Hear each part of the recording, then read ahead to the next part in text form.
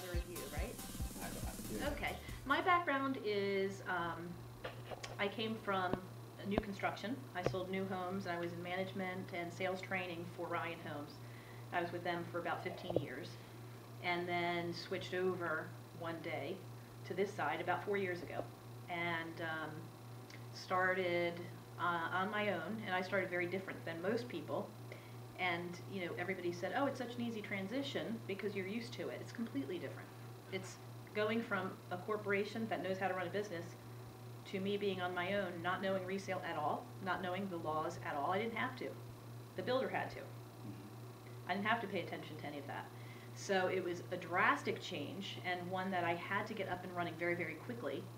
So I hired an assistant before I even got my first deal. And so I knew if I was paying somebody, I had to create some revenue. So I had to do it very quickly. And I did, and I started to get business regular and flowing while she did the paperwork, and I didn't do any of that yet. And then when I slowed down a little bit, because I was getting a lot of business from the builder that I had come from, when I slowed down a little bit, then I learned some of the stuff, but it was backwards the way that I did it. So I've been in resale for about 4 years, and every year I sell somewhere around the 40 unit mark. So that's really good locally. You know, that's a good number locally, but it's absolutely nothing when you're looking at the grand scheme of things. So my goal this year is to build the team up a little bit and try to get to 100 units. And I do the listings only. I only work with sellers, and Andrea only works with buyers. Then Andrea's going to have another buyer's agent under her. I just got a new administrator. My old one went back to California. We miss her dearly, but you know, we're ramping up to have hopefully a very good year. And so in my training, what I did for Ryan is sort of what I'm going to teach you guys today, and it's about asking great questions. And I'll talk to you a little bit about the pitfalls of what I see going on, and I'll give you some of the strengths that I see that realtors bring to the table, or that some realtors bring to the table, and hopefully be able to help you to focus on some of the points that will absolutely positively excel your business. Promise you. If you focus on these 5 types of questions, you will get more business. And it's not going to be, you walk out of the class and you start asking the questions, but it's going to be, oh wait, let me go deeper on that. Let me talk about that a little bit more. It's going to be an awareness to you that perhaps you're not listening to some of the answers that people are giving you because you're trying to think of another question before you hear their answer. And what our goal is to help people live better lives. Our goal is to solve problems and find solutions for people in a lot of different aspects. I'm doing a lot of short sales now, and it's trying to get somebody from a very bad place into a much better place while it's very, very emotional, right? So we deal with a lot of that. So I'm going to talk to you about the title of the class is the 5 types of questions to quadruple your business in under 6 months. Pretty strong commitment here. Number 1 is asking open probes. Are you familiar with an open probe? Yes. Okay. What is an open probe? It's a question that doesn't have a yes or no answer here. You're asking them to elaborate. You're drawing them out in terms of asking. Exactly. Exactly right. You're drawing them out. You're soliciting a greater response than a yes or a no, or a choice between 2 options, Monday or Tuesday. When would you use an open probe? Always. I mean, I think with that, I don't want. You always want to be listening far more than you are talking. So if they're giving you information, that's the truth. So from the very beginning, when you're trying to establish rapport, you're going to be wanting to get that type of response from them, so they become more comfortable talking to you and sharing with you. Let's talk about a couple of examples of open probes. Throw out a couple to me. Why are you moving? Good. Can't give a yes or a no to that. No. How big of a house are you looking for? Good. What type of neighborhood would you like to be in? What works for your family? Good. If it's a family, you know. Good. All really good questions. I think I think I have to change this, don't I? I do. You got a little clicker or something? Let's see. Oh, I know. Wait just a second here. Home, a slideshow from the beginning. Whoa. Is that pretty? That should be extra credit. Look at that. Look at that. Okay, we're going to get to that in a second. There is a reason to ask open probes, and there is a reason to ask a closed probe, which is our second type of question. What would a closed probe be?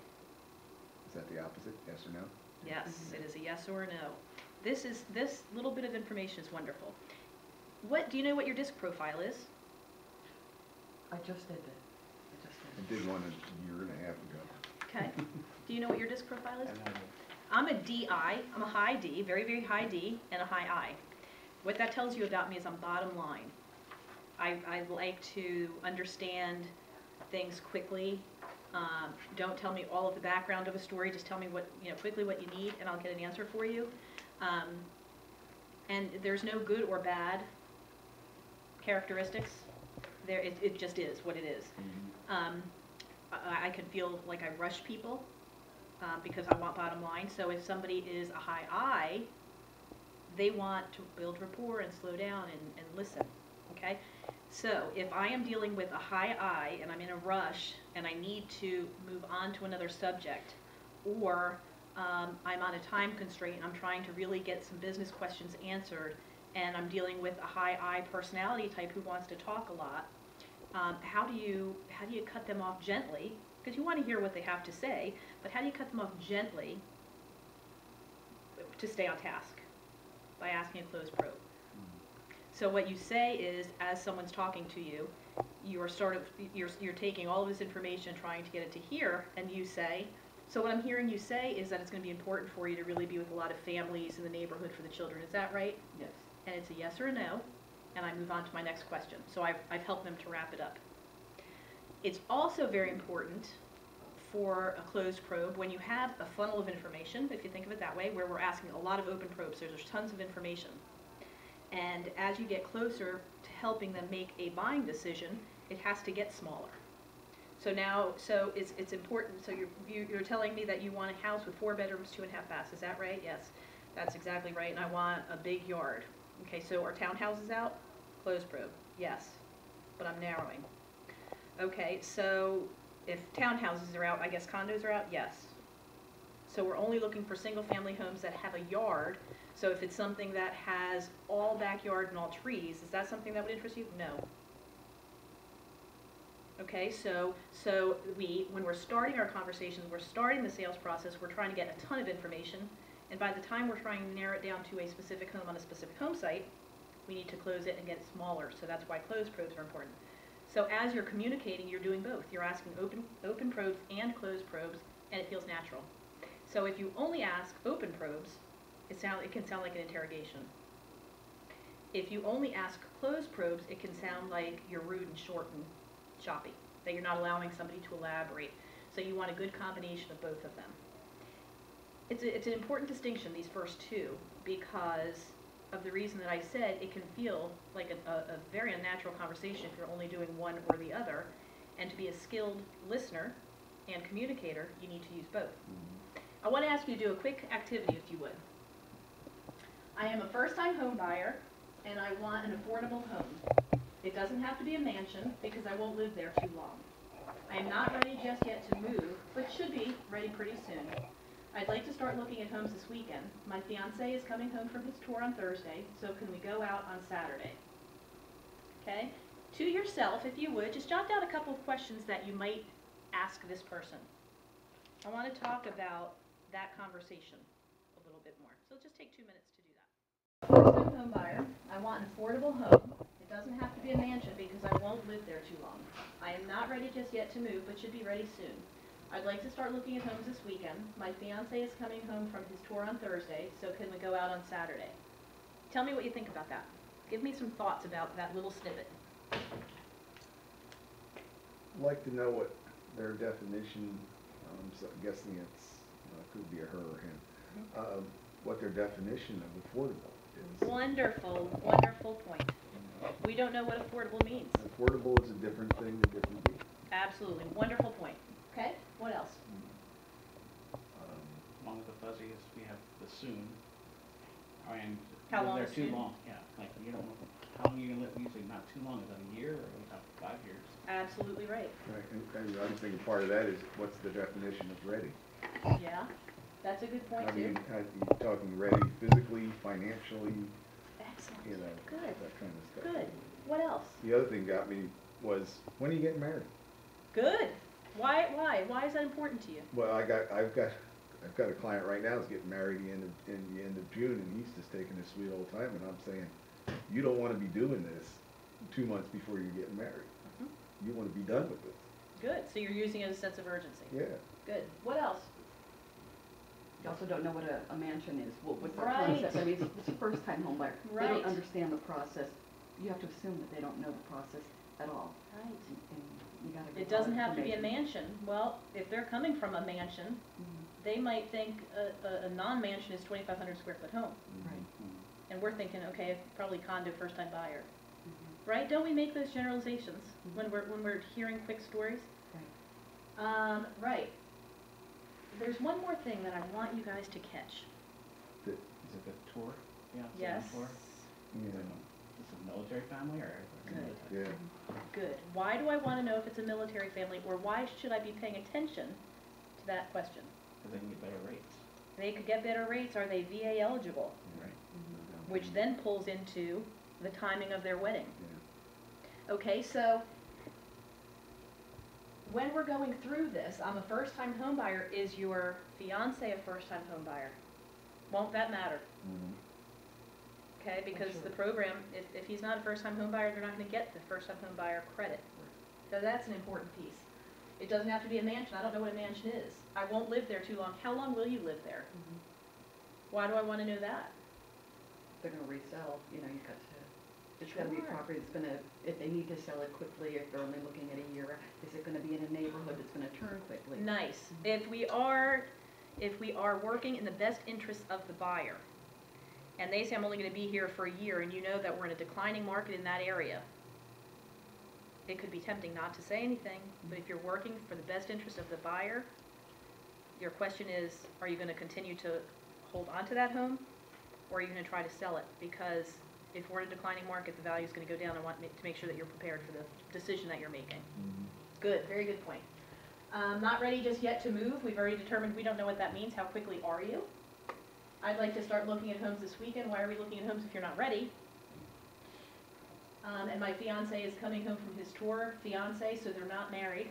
So if it's a VA buyer, we've got an issue, okay? Because we can't count her income. And can we go out on Saturday? I don't want to go out until you're ready to buy, getting closer to buying. So there is so much more to hearing and listening. And we're going to get to that in a few minutes. But I think a lot of us hear things but don't listen. And I'm going to ask you and challenge you to really pay attention to the words people are using and to be comfortable asking questions to gain clarity. Okay? What is a need? Our number 3 type of a question. So we have an open probe is one type of question. We have a closed probe, a second type. And we have a probe to ask and understand customers' needs. What is a need? Is that the kind of part of your funneling, Mm-hmm. working from every house in the universe down to the particular kind of house you want? Uh-huh. But what is a need? What does a need mean? It would be a requirement, it would be a, it has to appear in order for this to go forward. Yes, Or it's a should I say. requirement. Have you ever heard of somebody saying, here are my needs. I need 4 bedrooms, 2.5 baths, 2-car garage on an acre lot. Those are my needs. And that's a requirement. Does that mean they're not going to buy a house that's 4 bedrooms, 2.5 baths, 2-car garage on an acre lot? If they're honest about their needs. Right, if they're honest about their needs, but so often, something isn't going to be able to be achieved. Okay? So one question to add to our arsenal is, tell me exactly what you're looking to buy. What are your needs? What must-haves? Okay, and then they're going to give you 2 or 3, 4, 5, 10, whatever it is. If you don't mind taking a minute to prioritize 1 through 10. Tell me what your number 1 is, number 2 is, number 3 is. Because as we get farther, and the more homes that we're showing them, Are they meeting their top 3? Are they meeting their top 2? Or are they not going to buy because of one of their top 5? Where I would go back and I'd say, okay, we've been to approximately 13 homes. Usually people buy within their absolutely first 10. We're outside of that a little bit, so I want to revisit our list of priorities. From what I remember our conversation to be, not having a septic system is 7 on the list. So that wasn't really that important to you. Your first 3 are being achieved here. Your 7th isn't. How important is that number 7 really? Do we need to move it up? Or should we re-look at where we are at this point? You know, maybe we should evaluate it a little bit. So understanding what is a need. Let's talk about some of that. Give me some examples of probing to establish a customer's needs, which is different than a desire, right? Tell me about that. Ask me, what kind of questions might you ask to establish someone's needs? Do you have any children? Okay, why do you ask that? Bedrooms? That's illegal, but we won't ask that in front of anyone. How many people are you going to occupy the house? Perfect. How many people are going to occupy the house? Are they small people or tall people? Right. Okay. How often do you entertain, and what do you like to do? Why is that important? Well, if they are people that want to have a pool party, they definitely going to want a pool. If they're more outdoorsy people than that. If they're going into the city, it doesn't matter. Mm-hmm. So it's like, do you entertain at home, or do you get your entertainment outside of the home? Beautiful. Pets. Pets. Why? Because some places you can't have a pet or it's not pet friendly. Great. Any other ones?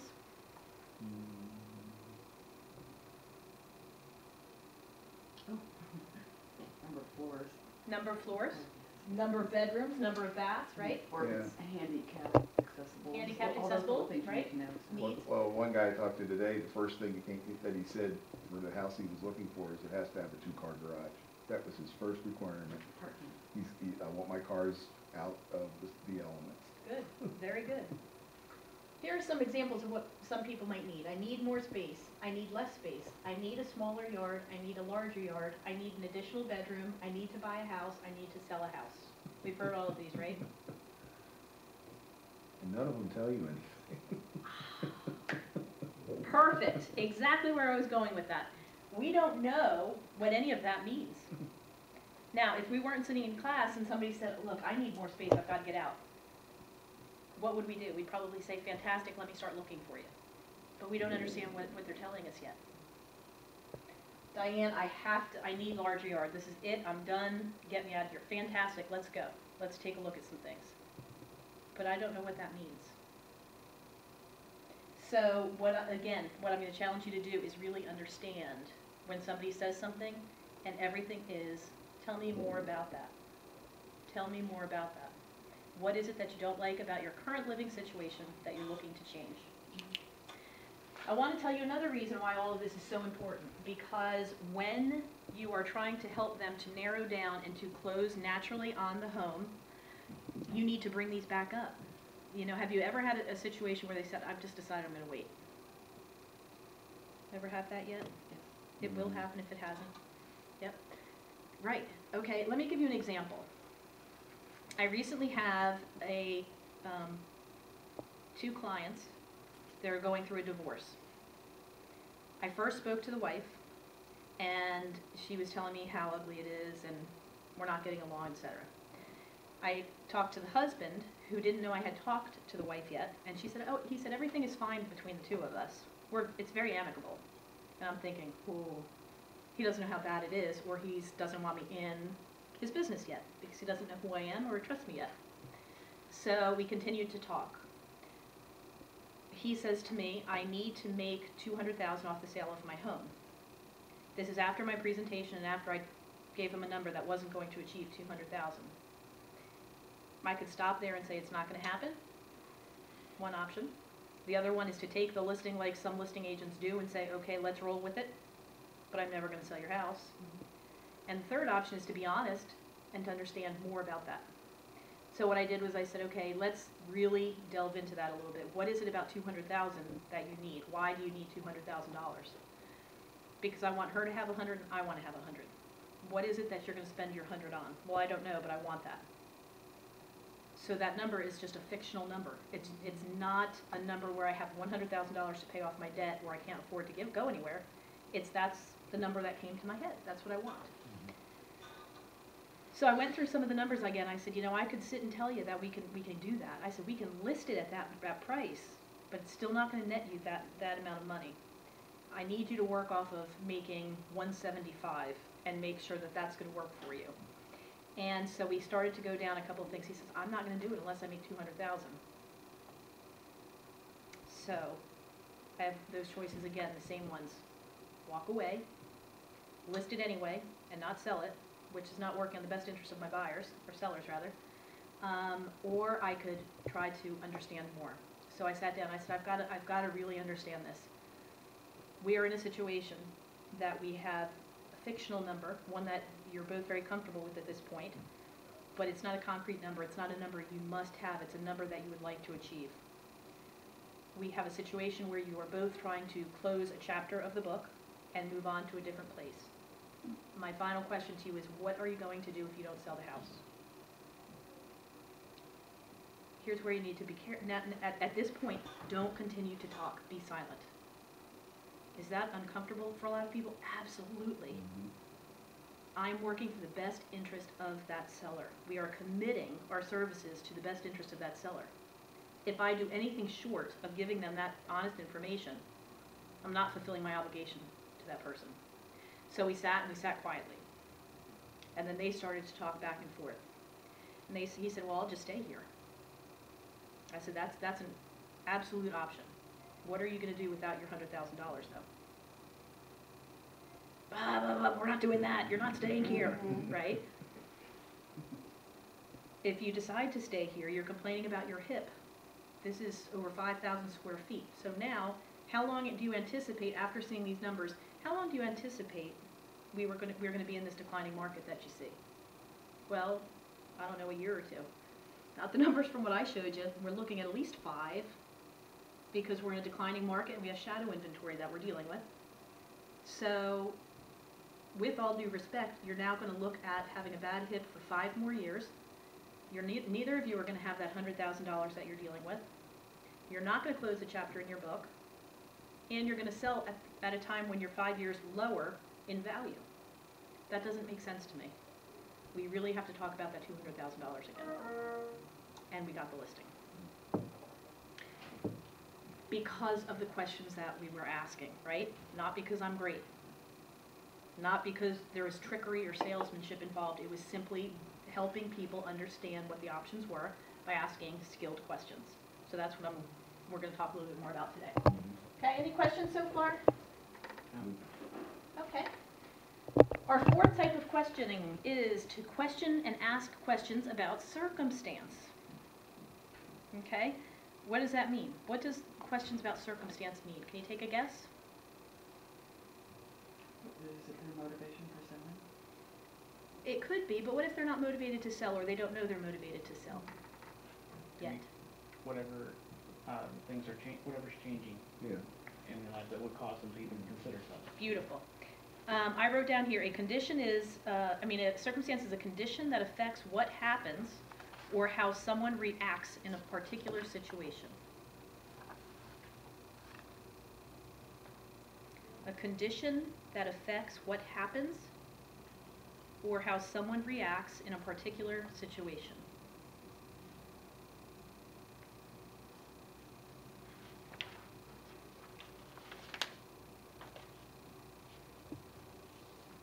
What are some examples of some circumstances that you would be very well advised to know about that could lead to a real estate transaction? Divorce. Marriage. Marriage. Job. Death. Gaining or losing. Death. Children going off to college. Yeah, it's a great one. Children going off to college. Nest, yeah. Yep, empty nesters, having children. Bigger nest. Bigger nesters. Getting married, getting divorced, having a baby, job promotion, new job, losing a job, medical problems, financial problems. You're on Facebook and you see someone has changed their status on the Facebook. Is that an opportunity? Yes. Absolutely.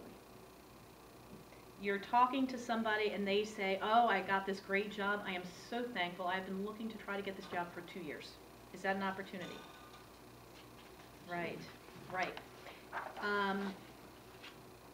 I was recently speaking to somebody, and she said, you know, I have a friend that is going through a terrible time, and blah, blah, blah, blah, blah, blah, blah, blah.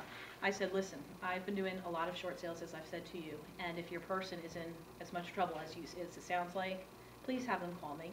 We can stop them from going into foreclosure, and there's lots of options between owning the home and not paying to a foreclosure. There's lots of options in between that people aren't aware of. The worst thing is when they don't know and they don't act and they get to a point. So let me help them. She called, and 2 weeks later, the lady called me and said, look, I know that my friend told you about this, and here's where we are.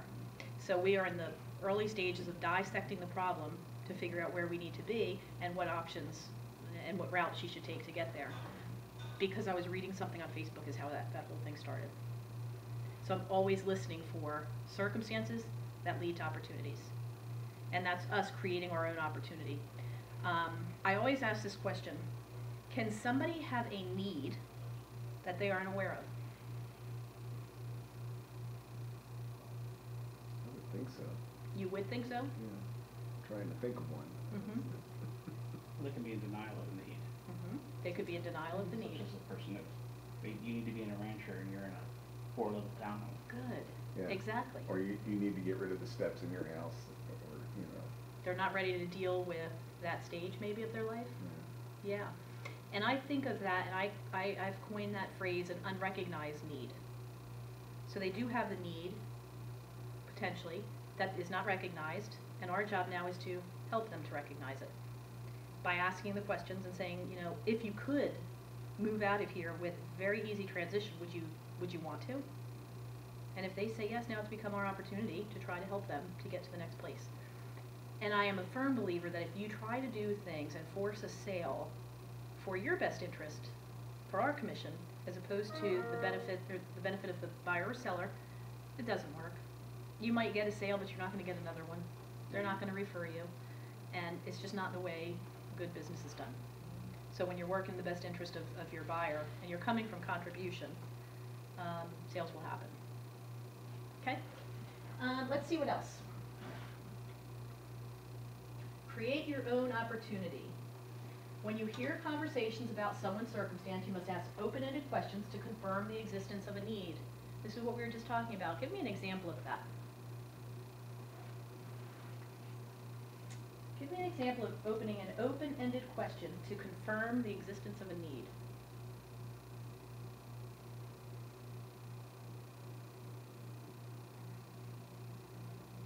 How's that going to work? Based on, you restate their statement. How do you see that working? Good. Give me an example. Okay, I'm getting divorced. I cannot believe it. He's a jerk. He's such a jerk.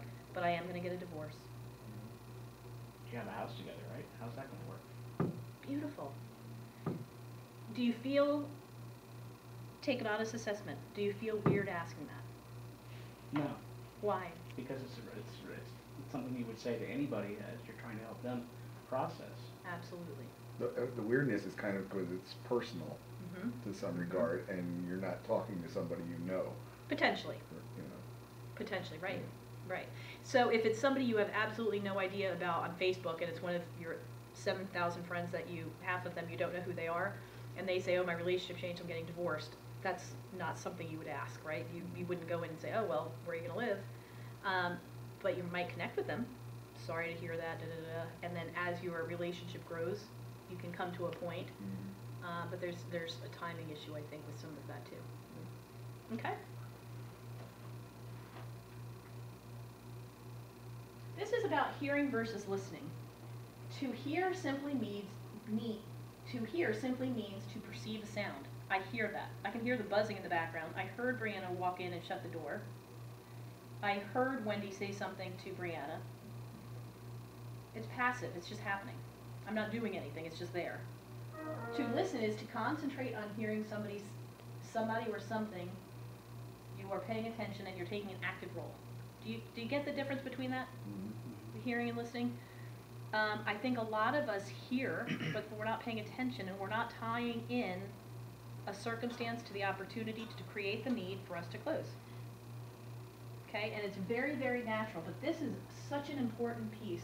I used to do a lot of training for new people, new hires in new construction, and we had something called a demo day. And the demo day was the salesperson's test in front of the director of marketing, and they were going through this very long and lengthy role play. And one of the hardest things to teach them was ask the question, listen to the answer, and then ask a follow-up question. Because they're thinking, question, I've got to ask this, I've got to learn this, I want to know what they want in the house, I want to learn what they want in the home site, I want to learn what, I have so much to learn that they're not learning anything yet because they're asking just questions, but they're not able to put the whole puzzle piece together. So that is, and that's what this is to hear versus to listen. Pay attention to that and see if you do that. I think we're all guilty of it at some points. You're at a Melaleuca party with your sister. Does everybody know what Melaleuca is? No idea what's that. It is the wellness store. It's wonderful products. I'll talk to you about that later. You're at a Melaleuca party, or a Pampered Chef party, or a poker event. Any of those would work. With your sister. As you're mingling with the other guests, you engage in a conversation with a young lady who tells you she is in the process of picking baby names. Right? What do? Okay? The unskilled rapport building salesperson says, well, most agents would say, how neat, that is such a fun time, what names are you guys considering, blah, blah, blah, blah, blah, blah, blah, blah, blah. They go on, they go home. Not us, we don't do that. We do recognize and acknowledge what they're saying. Instead, the skilled realtor acknowledges and praises the exciting news. Then they find the appropriate time to ask where she and her husband currently live. As the conversation naturally flows, you ask if they will stay in the same house once the baby arrives. That's very, very natural, isn't it? Can you see where a missed opportunity can happen so easily? Yeah. And asking one question, one caring and sincere question. You know, I say all of this in sincerity that I do want to know and I do want to help, and it is my honor to help. Okay, this line of questioning is turning a circumstance into an opportunity to see if they have a need. And if they have a need, offer your assistance. Okay, any questions about that? You learn they're going to start looking for a home after the baby is born. They want to save money and hope people will give them money at their baby shower. When you have identified a need, you must ask why that need is important. This is probably the most important thing you'll learn today, I think. I need a 4-bedroom house. Why is that important to you? Why do you need to know that, first of all? Why do you need to know why something is important to a customer or client? You gotta establish some priorities, I think, with them, part of it. That's a big part of it. Is that the number one, like the guy that first thing he asked for was a 2-car garage, seemed like that was his most important priority, not how many bedrooms he had. Right, because if we come up with everything that they want except that one thing of it being a garage, is that going to be a deal killer? Mm-hmm. And if it is, that's a real priority. We really have to spend time on that. I'll tell you a quick story. When I was selling homes, 2 ladies came in and they wanted a 3-bedroom end unit with a walkout basement. Okay? I was a new construction, so I had 1 house available. It was a 4-unit building, 3 were sold, 1 was left. That's all I had left. And guess what it was? An in-ground basement, 2 bedrooms, and what was the 3rd thing they wanted? End unit. And it was and it was an interior unit. Okay? 3 goals. I didn't have any of them. 0. Instead of folding, I said, well, tell me about that. Tell me about each of your needs. So you're looking for an in-ground or a walkout basement. Why is that? Well, because I have a son and I want him to have, some room to go in and out and, be able to go outside, out the back door or whatever, and that would be a nice thing for my son to have. Okay, that sounds great. Tell me about the 3 bedrooms. Well, it's me and my friend. We're both divorced, and I want my son to have a room as well. Okay, tell me about why you want an end unit. Well, because it's a larger home, and I want to have a bit more space. Okay. As we talked about a whole lot of things and just rapport and natural conversation. I had learned at the time that her son was troubled because of the name of the school that he went to was a type of school for kids that have gotten into a little bit of trouble. So in my head I'm thinking, why in the world would they want a walkout basement for a teenager who has had some trouble? That might not be a good combination. I wonder if they've thought about that. Okay, so that's in my head, I'm registering. The second thing is he's a teenager who wants some space. Why not give him the space in the lower level as a bedroom and have the two adult women upstairs in the larger rooms? And an end unit isn't any bigger, not an inch. So I said, listen, I know how weird this is going to sound to you ladies, but I do have the perfect house for you. It is a 2-bedroom house. It is in ground, and it is an interior unit. Diane, are you not listening to what I'm saying? I'm listening to exactly what you're saying, and I want to explore some options with you. Okay? And I went through and told them what they had and why I was thinking what I was thinking. You know, you had mentioned that your son was this age and, you know, maybe having another way out. I remember when I was younger, it would be best I didn't have another way out, so perhaps that might be something that you consider. Having an interior unit is going to save you money because now you have insulation on 2 sides, and you said that you were coming from 2 divorce situations trying to save money. So that might be something that you think about. And the third thing was that you wanted the 3 bedrooms. So we'll put one of the bedrooms in the lower level for your son, so he has privacy but not access. And then the 2 bedrooms will be better for you because you're coming from 2 single-family homes into a townhouse. Wouldn't it feel nice to have the larger bedrooms instead of cutting one of them in half? They bought. Again, it wasn't because I was great. It was because I was taking the time to understand what their situations were, and I asked why things were important. So, and there's going to be an example here that I've shared with you. This house won't work for me. I need to have 4 bedrooms. That really stinks because I really like the house otherwise. What would you say?